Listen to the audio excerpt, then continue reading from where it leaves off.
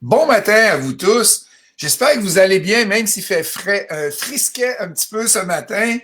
On va jaser de commercial aujourd'hui. On va jaser de location commerciale avec Alex Mignot. Bonjour, Alex. Bon matin.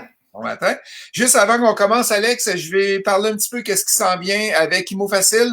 Laisser le temps aux gens de rentrer et laisser le temps de plusieurs qui me saluent quand ils rentrent dans le live. On est rendu au 127e live depuis le 18 mars l'an dernier. Fait que plusieurs personnes intéressantes que j'ai eu à rencontrer. Oubliez pas, jeudi cette semaine, on a le cours de gestion d'immeubles qui va être donné avec Kevin Ellison. Kevin a géré jusqu'à 550 portes et beaucoup d'expérience en immobilier locatif. Fait qu'on parle de gestion d'immeubles ce jeudi de 19h à 22h. Bien sûr, c'est en virtuel. Samedi, on décolle une belle cohorte de coaching double jour 1. Fait que les gens qui ont de l'intérêt avec l'immobilier, les gens qui veulent en savoir un peu plus sur l'immobilier locatif et le flip, bien sûr, on a une cohorte, c'est un samedi par mois et on a notre premier samedi qui a lieu ce 30 janvier. Il nous reste encore des places, fait que si vous avez besoin d'informations, tout simplement appelez au bureau. On va pouvoir vous aider. Et le 3 février, les gens qui disent qu'il n'y a pas d'argent dans le marché pour être capable d'investir en immobilier, on va vous montrer comment utiliser les REER des autres pour être capable d'investir en immobilier. J'ai le coach qui donne le cours a utilisé dans les 18 derniers mois 37 immeubles qu'il a achetés avec zéro cash en utilisant le REER des autres. Fait que très connaissant dans ce domaine-là. Fait que ça a lieu le 3 février et en 19 heures aussi, et on va être capable de vous aider. C'est que certaines places sont limitées pour les REER parce qu'on peut pas prendre 50 questions, 50 personnes, même si on est en live dans le cours.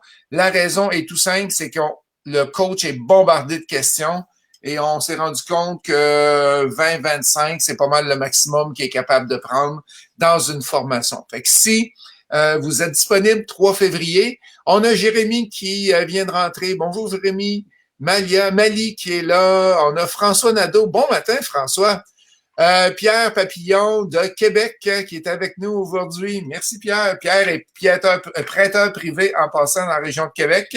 Fait que merci d'être avec nous. Alex, j'aimerais ça entendre parler un petit peu de location commerciale. Tout le monde a peur présentement avec le commercial, euh, mais avant de parler de commercial, j'aimerais ça que tu me parles un peu de toi, d'où tu viens, qui tu es, qu'est-ce que tu as fait dans la vie, etc.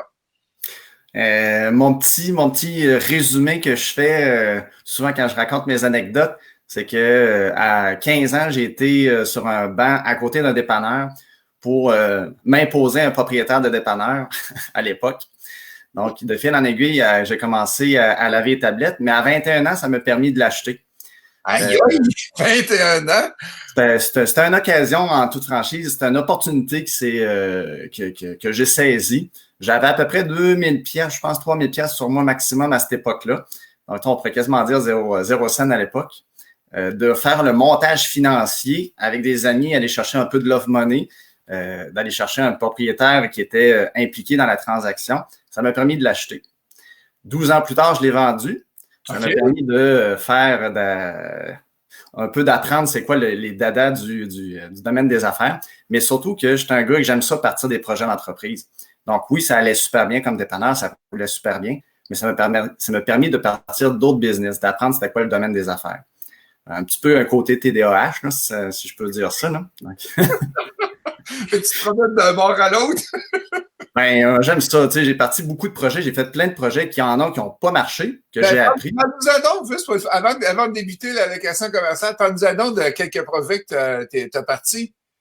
J'avais un oncle dans la famille qui faisait de la distribution de batteries. C'est pour ça que je me suis dit qu'à Québec, il couvrait moins ce secteur-là. C'est pour ça que j'ai commencé à ouvrir une compagnie de distribution de batteries. Donc, faire affaire avec des business, monter un réseau de distribution. Suite à ça, avant même que ça soit connu, tu sais, les cigarettes électroniques, là. Oui. Quand c'était pas connu, j'avais commencé à en importer puis à monter un réseau de distribution. Mais encore là, tu sais, quand il y a 24 heures dans une journée, ben, il faut se consacrer à qu'est-ce qui est le plus payant, à qu'est-ce qu'on maîtrise le plus. Donc, de fil en aiguille, ces petits projets-là, à gauche puis à droite, ben, m'ont permis de dire, ben, c'est pas assez payant, qu'on s'entoure sur d'autres choses. Donc, je suis revenu à mon dépanneur à ce moment-là. OK. Puis après le dépanneur, tu as fait quoi? Après le dépanneur, j'avais suivi des formations pour faire de la restructuration d'entreprise, accompagnement d'entrepreneurs. Donc, ça m'a amené à faire du coaching. Ce que j'ai pas fait si longtemps que ça parce que je tombais en amour avec la location commerciale. OK. J'ai accompagné une agence immobilière à Québec, puis j'ai organisé une formation. Donc, des courtiers de Montréal sont venus à Québec par le biais de cette formation-là, puis que je connaissais pas la location commerciale, puis c'est avec eux autres que j'ai appris ça, que ça existait.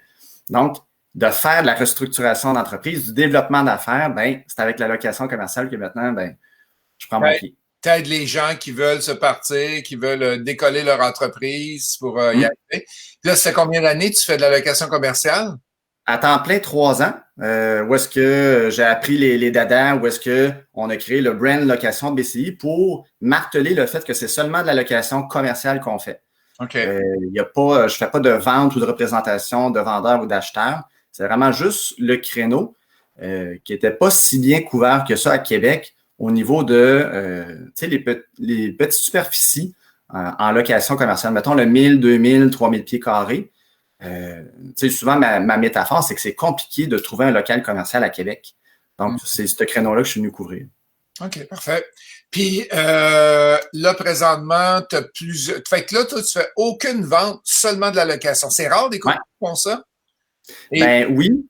Par contre, point de vue marketing, moi, je trouvais ça génial parce que, tu sais, pas besoin de tout faire dans la vie, juste de rester concentré sur une chose. Okay. Puis, le temps me le prouver où est-ce que je tire mon épingle du jeu. La business va quand même bien malgré tout ce qui peut se passer en ce moment. OK. Puis, c'est quoi les défis que tu vois avec la location commerciale avant pandémie, puis on va aller chercher après pandémie après ça?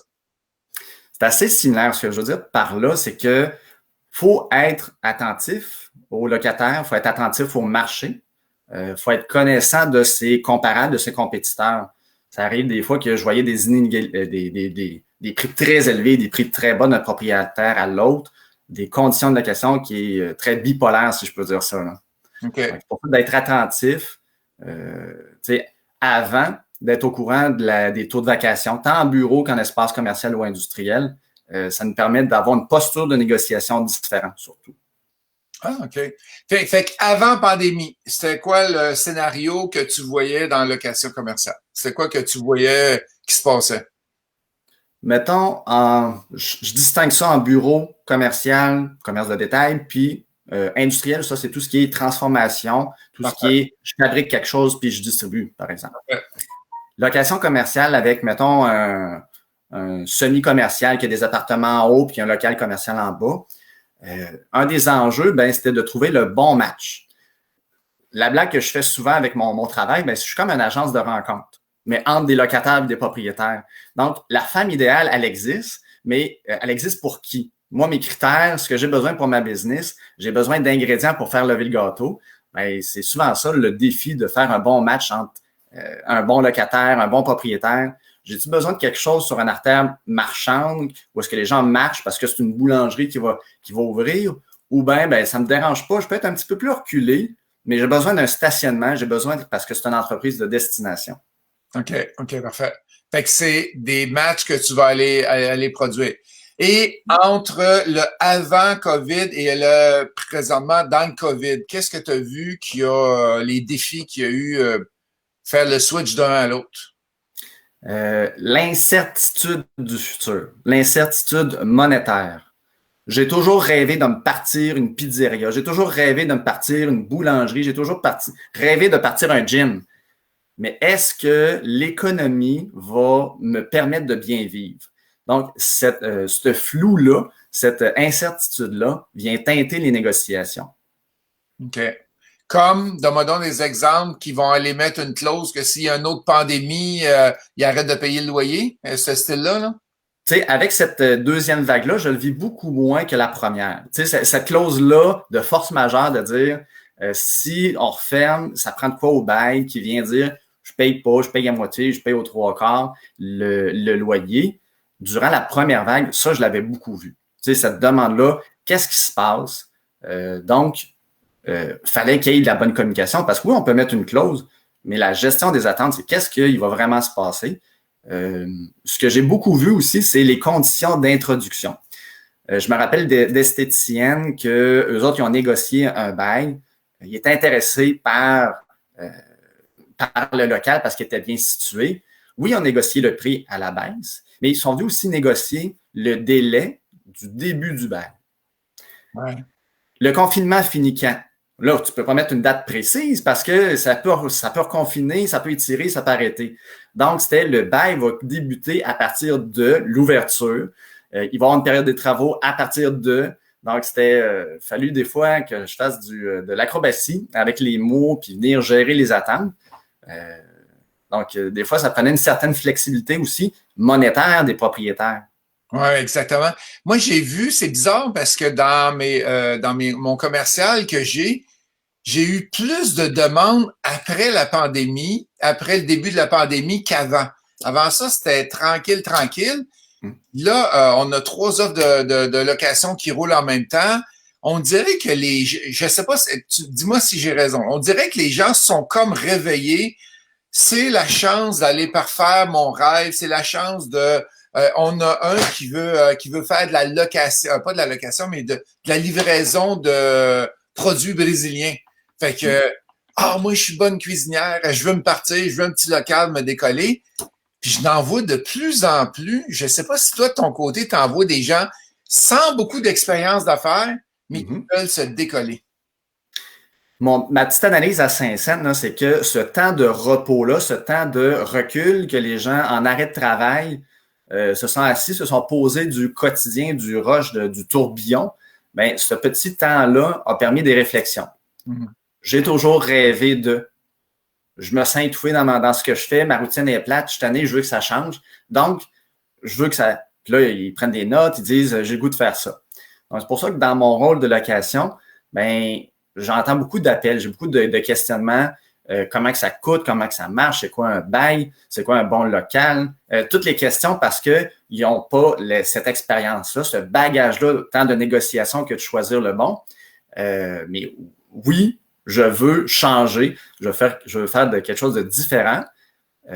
Comment que ça marche? Donc, des fois, j'ai des appels, j'ai l'impression qu'il y a des cours en lancement d'entreprise, mais que je l'appelle avant le cours de lancement d'entreprise. Ça arrive. Fait que les gens veulent en savoir un peu plus. Toi, est-ce que ton téléphone sonne plus là qu'avant la pandémie? Sensiblement la même chose, parce que on met des gros budgets en publicité, on essaie de faire en sorte qu'on est omniprésent. Okay. C'est pour ça que la qualité, si je peux dire ça, de locataire à la recherche, il vient se creuser. Avant, l'incertitude, je veux déménager, je suis pas certain de déménager ma business. C'était plutôt une bonne partie de mon quotidien. Là, c'est je dois déménager ou je pars en entreprise. Il y a ces polarités-là qui se démarquent. Intéressant. Puis, si tu étais propriétaire d'immeubles commerciaux, ça serait quoi 3 conseils que tu pourrais donner? Par exemple, il y a des gens qui peuvent avoir un immeuble commercial et un 6 logements au-dessus, mais il y a un immeuble commercial. Là. Fait que tu es propriétaire d'un immeuble d'une partie commerciale. C'est quoi les 3 conseils que tu conseillerais aux gens, aux propriétaires? Si je pense à l'aspect revenu, là, à long terme, si je pense à j'ai un bloc qui est payant, il y a des locaux commerciaux dedans, je pense que le conseil numéro 1 et de loin, c'est ayez une bonne communication avec vos locataires commerciaux pour s'assurer qu'il va être là, qu'il va être heureux. C'est comme la gestion d'équipe, hein, c'est un immeuble, ben, c'est une tribu, c'est des gens qui veulent avoir une bonne communication. Donc, assurez-vous d'avoir un bon fil continu, réglez les problèmes au fur et à mesure qu'ils se présentent. Ce volet-là est important parce que les immeubles que je vois que les locataires ont resté là le plus longtemps, puis quand un locataire reste là longtemps, ben, au fil des années, il y a une augmentation, des fois qui va être 2, 3, 4 % qui va avoir été signé sur le bail, bien sûr. Là. Mais cette augmentation-là qui est à 3 % c'est au-dessus de l'inflation. Donc, forcément, à un moment donné, au bout de quelques années, c'est des locataires qui sont très payants parce qu'ils ont augmenté plus l'inflation. Donc, pour s'assurer d'un bon revenu à long terme, assurez-vous d'être proche de vos locataires commerciaux. Ça serait le numéro 1. Okay. Numéro 2, je pense comme tous les professionnels, je suis sûr qu'on dit tout le temps la même affaire. Faites-vous accompagner. Il n'y a pas de guideline, il n'y a pas d'outils de référence hors de tout doute comment ça marche en location commerciale. Okay. C'est difficile, ça. Continue, à cause qu'il n'y a pas de guideline, à cause qu'il n'y a pas de point de référence, c'est quoi un bon bail? C'est quoi un taux de base? C'est quoi un taux brut? C'est quoi une clause qui est importante que j'ai à mettre dans mon bail? Un notaire qui est spécialisé dans le droit des affaires. Puis là, je précise aussi, faites-vous accompagner par des professionnels qui sont habitués. Parce que des fois, moi, dans mon cadre de travail, ça arrive des fois que je vois des beaux-frères, belles-sœurs qui sont avocats, qui disent « Je vais aider le locataire qui est mon client à ce moment-là. » Donc là, l'avocat, il arrive, il dit « Ben voici comment ce que le bail doit être écrit. » Puis moi, mon rôle, c'est que je vais expliquer les clauses, je vais expliquer mon angle de vue, puis prenez la décision par la suite. Mais d'imposer puis dire que ça doit être absolument ça, puis que ça vient léser un parti ou de l'autre, je pense pas que c'est tout le temps avantageux.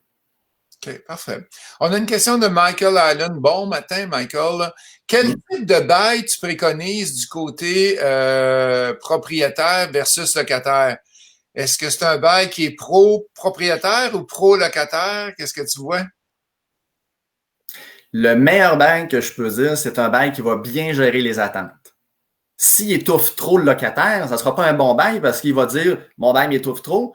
Au renouvellement, 2, 3 ans, 4 ans, 5 ans plus tard, ben, il va déménager parce qu'il va avoir été trop étouffé. Okay. Donc, la gestion des attentes, que ce soit un bail triple net ou brut, ben, c'est quoi le désir du propriétaire? Parce que oui, un bail va être écrit par le propriétaire. Donc, forcément, il va être avantageux pour le propriétaire à prime abord. Parce que si on écrit un document, on ne l'écrit pas pour quelqu'un d'autre. Donc, c'est quoi, après ça, les demandes du locataire? Il faut savoir s'adapter avec ça. Donc, encore là, la formule de bail, ça dépend du style d'investissement que vous faites. Ça dépend du style d'immeuble que vous avez. Si c'est une bâtisse que les taxes municipales n'ont pas bougé depuis des années, puis que vous, ça peut être un bail brut, il y a des avantages et des inconvénients. Si c'est un bail triple net, le locataire s'occupe de tout. Donc, c'est rare que je vais voir ça dans les semi-commerciales, c'est très rare que je vais voir du triple net, je vais voir du net. Où est-ce que le propriétaire va s'occuper de la structure, va s'occuper de le toit, etc. Mais le locataire, lui, va payer la manière volatile les taxes municipales à ce moment-là. Donc, c'est au cas par cas. OK. Dans le cas on a parlé du propriétaire, dans le cas du locataire, c'est quoi les conseils que tu aurais à donner pour quelqu'un qui cherche un local, qui veut partir une petite business, qui nous écoute présentement, puis aimerait ça décoller? C'est drôle que je vais dire, là, mais je dirais tomber en amour, puis tombez pas en amour. Aimer le local pour ses qualités, ses forces, connaissez-les. Tu sais, un coin de rue, là, sur une artère commerciale, là, en semi-commercial, là, mettons, je prends la rue Saint-Jean, parce que mon dépanneur était là, c'est la rue Saint-Jean. Un coin de rue plus loin, 2 coins de rue plus loin, le commerce était mal situé. Tu sais, à un moment donné, il y avait même des mythes que tu étais du côté sud, nord, est, ouest de la rue, ben, tu étais avantagé forcément à cause que le soleil ou n'importe comme raison. Donc, tomber en amour pour être capable de bien négocier, mais tombez pas en amour pour être capable de dire c'est-tu un bon prix, malgré le fait qu'il est bien situé, malgré le fait qu'il y a une hauteur libre de 30 pieds, malgré qu'il y a un stationnement, malgré qu'il n'y a pas de stationnement. Donc, aimez ce que vous recherchez avec les ingrédients de la recette pour bien négocier. Mais encore là, souvent, je vais donner l'exemple du Starbucks à Times Square, là, à New York. Ça doit coûter extrêmement cher de loyer, là. Mais c'est payant. Même si ça coûte cher, c'est payant. OK, excellent. C'est une très bonne comparaison. Autre conseil pour les locataires qui se cherchent un immeuble? Prenez le temps de comprendre, prenez le temps de magasiner. Encore là, je reviens au bail.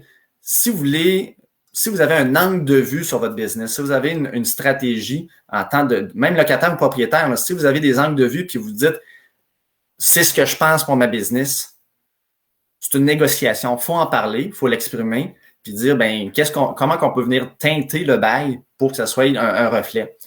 T'sais, en tant que propriétaire, un bail de 2 ans, 3 ans, 5 ans, c'est quoi l'importance? Est-ce que vous voulez refinancer? Est-ce que vous voulez faire un levier financier? Ou bien c'est juste des revenus à tous les mois parce que l'hypothèque est basse? Donc, c'est important de savoir, de réfléchir à c'est quoi l'objectif moyen-long terme. Excellent. On a quelques commentaires qui sont rentrés. Pierre Papillon qui nous dit moi, j'ai eu à utiliser les services de M. Mignot et j'ai été très impressionné de la compétence, gentillesse, disponibilité et la grande motivation. Ben, bravo, Alex. Merci, merci. Merci, Pierre. On est avec Salim qui rédige les contrats de location commerciale. Et est-ce que c'est conseillé, est-ce que vous conseillez vos clients à publier leur bail à la fin, que ce soit un bail brut ou un bail net? Fait qu'il y a deux questions. Qui rédige les contrats de location commerciale? La plupart du temps, ça va être les bailleurs, ça va être les propriétaires qui vont avoir les baux. Moi, je vais juste venir inscrire le nom du locataire. Donc, si ça devient plus complexe, ben là, ça va être un avocat d'affaires ou un notaire d'affaires. J'en connais quelques-uns où ils vont venir. Je te donne un exemple. Que le locataire voudrait une clause de pandémie force majeure. Bon, mais cette clause-là, je la ferai écrire par un avocat qui serait soit payé par le propriétaire ou payé par le locataire à ce moment-là. Donc, c'est pour ça que le template, moi, je parle de ceux-là de propriétaires. C'est sûr, j'en connais aussi des templates. Mais le plus important, peu importe que ce soit un template ou n'importe quoi, comprenez chaque clause, ce que ça veut, ce que ça peut impliquer. Une clause toute simple, un angle de vue. Je donne un exemple, un avis de renouvellement. Le bail de 5 ans, option de renouvellement, 2 options de renouvellement. Est-ce qu'on vient mettre un taux de location lors de l'option de renouvellement ou on ne vient pas préciser que ça va être à négocier? Si jamais il n'y a pas de communication, est-ce que c'est automatiquement renouvelé ou c'est automatiquement annulé? Okay. Les deux choix sont bons, tout dépendant du contexte. Avez-vous une gestion que vous êtes trop occupé pour vous mettre des alertes pour dire si c'est pas renouvelé, il faut qu'il soit là? Il y a des avantages puis il y a des inconvénients. Vraiment aux deux parties. Là. Donc, c'est pour ça que c'est important de prendre une décision puis d'être en fil continu avec cette décision-là. Parfait. Et la deuxième question de Salim, est-ce que vous publiez un bail au registre foncier? La publication des baux, moi, c'est très, très rare que je vais voir ça. La plupart du temps, il y a eu des jurisprudences, il y a eu des situations où la publication des baux était avantageuse dans le temps. Puis là, la loi s'est précisée dans son flou de la location commerciale avec le droit civil. J'en remets ça tout le temps aux mains du locataire s'il veut pas. Donc, j'ai pas la réponse hors de tout doute. 90% du temps, ils sont pas publiés, moi, dans ce que je vois au quotidien. Parfait, excellent. Michael qui demande est-ce que les plus petits locaux de ce temps-ci sont plus faciles à louer ou c'est les gros? Est-ce qu'on est mieux de prendre un grand local et le diviser en plus petits? Bonne question. Plus la superficie est grande, plus le locataire, ça va prendre du temps à le trouver, à négocier, mais plus ça va prendre du temps à le faire partir. Je donne un exemple, un 50 000 pieds carrés, que c'est une usine. Que ce soit un bail de 5 ans ou 10 ans, quand ça va être le temps de déménager, ça va être des longues réflexions, c'est des processus qui peuvent prendre 1 an. Donc, plus la superficie est grande, plus il va y avoir une stabilité, si je peux dire ça, mais plus que ça va être long. À 10 000 pieds carrés, on peut rester 1 an et demi vacant. Il faut avoir les moyens financiers d'absorber cette vacance-là pour pas prendre la première négociation qui nous fait des offres ridicules à cause que c'est intéressant pour le projet. Donc, plus c'est petit, plus ça se loue rapidement. Mais c'est comme en gestion d'équipe. Si tu as 10 locaux de 1000 pieds carrés sur 10 000 pieds carrés, ben, ça te fait 10 locataires à avoir une bonne communication. Ça fait 10 personnes, ça fait une tribu de 10 personnes plutôt qu'une personne à gérer. Donc, il y a des avantages, des inconvénients. Ça dépend de votre temps.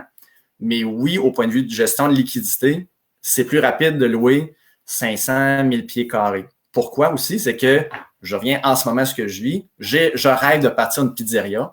Je rêve de partir une compagnie qui vend des tours Eiffel en cure-dent. Bon, ben, ça va aller chercher un plus petit budget mensuel.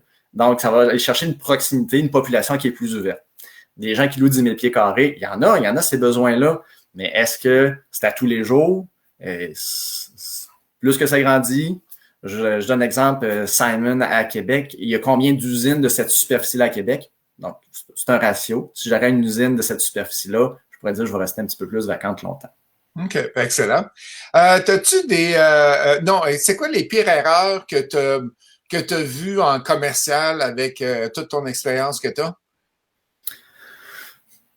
Signer trop vite. C'est drôle à dire, hein? Tu sais, oui, des fois, il faut être pressé, là, mais signer trop vite, puis ne pas comprendre ce que ça peut, ce que ça représente. Puis à un moment donné, tu sais, ce que j'ai vu beaucoup, là, ben, c'est le taux de location. Ah, le loyer, c'est 2000 pièces par mois. Puis là, la personne, le propriétaire, avait pas une bonne gestion à l'époque. Là, à un moment donné, un an plus tard, c'était pas un bail brut, c'était un bail net. Donc, c'était 2000 de location. Puis là, paf, une facture de X mille dollars à cause que c'est un bail net. Donc, ça, je l'ai déjà vu. Donc, souvent, c'est un de mes défis, ça, dans mon quotidien. Là, la personne a dit, c'est donc bien cher. Mais je dis, oui, OK, là, je vous ai donné le montant de la location et des frais d'opération de l'immeuble. Je dis, oui, 2024, c'est peut-être plus élevé que 12 piastres, mais c'est où le 12 piastres que vous avez vu ça? Puis, qu'est-ce que ça incluait? Donc, même des fois, les gens m'obstinent mordicus, mais non, prenez le temps de comprendre c'est quoi le bail. Le marché, il y a une moyenne. Tu sais, oui, il y a des prix, il y a des écarts, mais mettons 12 à 24, c'est pas normal. OK. Puis c'est quoi? As-tu une anecdote à nous raconter d'un client que tu as eu, que ce soit un propriétaire ou un locataire récemment, les demandes qu'ils ont eues en général, ou peu importe, là, une anecdote? Ben, c'est sûr qu'en lien avec la pandémie, l'incertitude économique, tu sais, j'ai certains projets que j'ai eu l'impression que le locataire remettait le guest financier de son projet d'affaires dans les mains d'un partenaire financier, mais ça donne que c'est le propriétaire. Donc, j'ai eu une couple de négociations dans ce sens-là que je me demandais si je cherchais pas un partenaire dans leur business sans qu'il y ait d'action parce que c'était trop flou. Tu sais, des loyers gratuits, j'ai vu un an de loyer gratuit.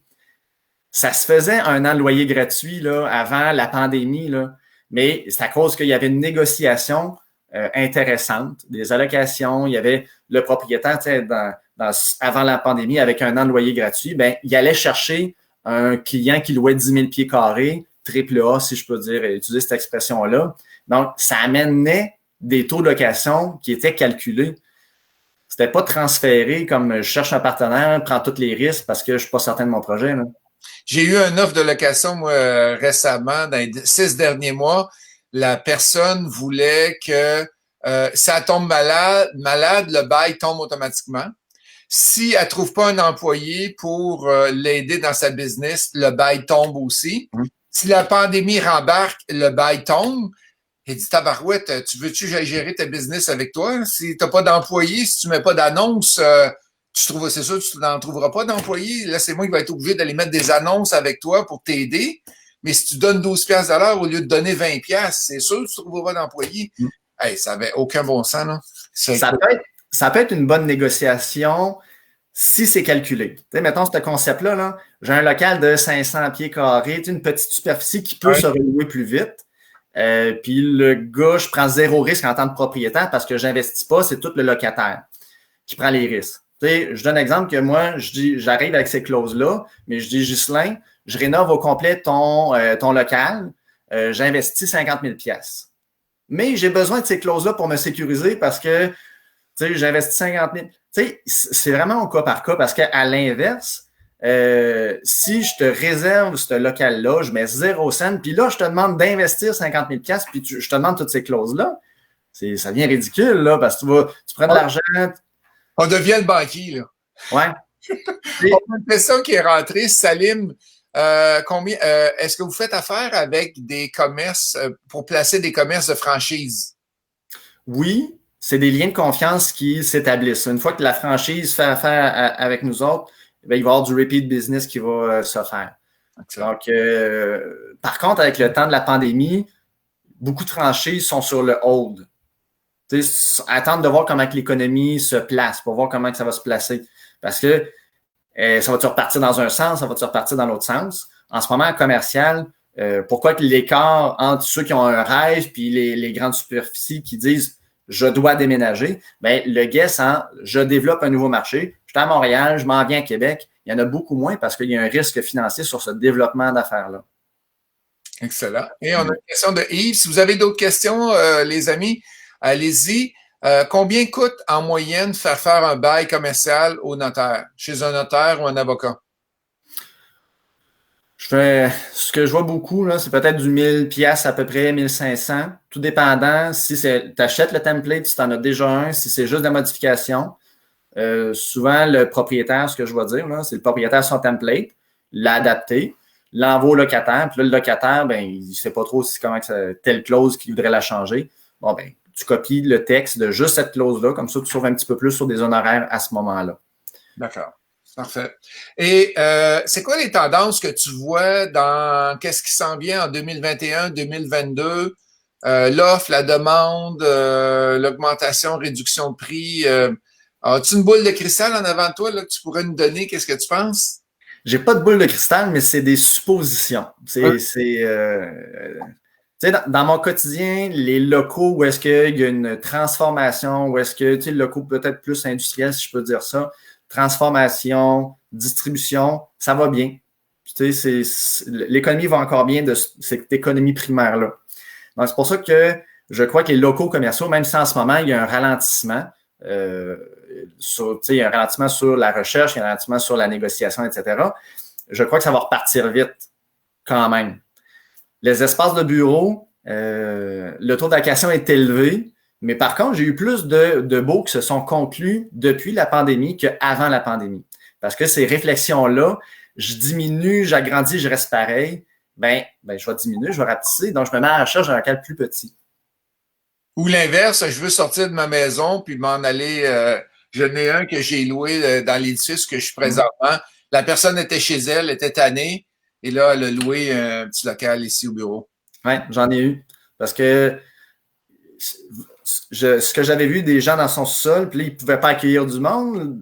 Donc là, il s'est mis, on va louer un petit bureau, on va être les 2-3 de l'équipe. Ça, j'en ai eu aussi. Excellent. Il n'y a pas d'autres questions qui sont rentrées. Juste pour votre information, ce jeudi 28 janvier à 19h, nous avons le cours la formation gestion d'immeubles qui va être donnée avec un expert qui a géré 550 portes. Le samedi 30 janvier, on a notre premier jour, le jour 1 du coaching double. C'est une journée par mois. Si vous voulez plus d'informations, gênez-vous pas. Pourquoi on appelle ça le coaching double? Parce qu'il y a une partie théorique et il y a une partie pratique. On va sur le terrain aussi. Et le 3 février, on parle de REER, comment utiliser le REER des autres pour être capable d'investir en immobilier. Je te remercie, Alex. C'était super intéressant de t'avoir avec nous. Fait que manquez pas les gens qui me suivent chaque semaine. La semaine prochaine, on va être avec l'entrevue 128. Aujourd'hui, c'était la 127. Merci, Alex. Et qu'est-ce qu'on fait pour te contacter si on a besoin, si on veut avoir tes services dans la région de Québec? Locationbci.com, 418-628-2000. Tu veux, bon, nous rejoindre. Oui, j'ai un côté TDAH où est-ce que c'est une des choses qui me distingue, c'est que les gens, quand ils recherchent, c'est aujourd'hui qu'ils recherchent. C'est pas demain, c'est dans une semaine, donc il faut répondre vite. Ton numéro de téléphone, c'est 418? 628-2000. 628-2000. Je mets ça dans le chat pour Alex Mignot. N-E-A-U-L-T. Parfait. C'est fait. Un gros merci, Alex. Au plaisir. Ça fait plaisir. Merci la gang d'avoir été là. Merci. Good. Bye. Bye.